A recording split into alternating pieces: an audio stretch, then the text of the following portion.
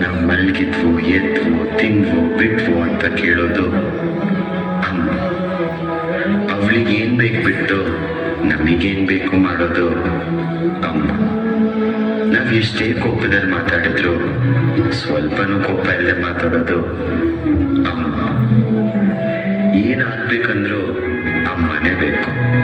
ಅಮ್ಮ ಇರೋ ಮನೆಗೆ ಹಸಿವಿರೋಲ್ಲ.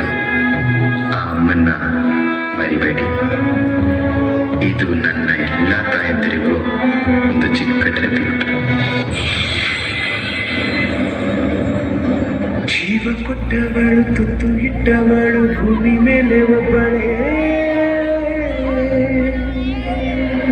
ಪ್ರಾಣ ಒತ್ತೆ ಇಟ್ಟು ಜನ್ಮ ನೀಡುವಳು ತಾಯಿ ಇಲ್ಲಿ ಒಬ್ಬಳೇ.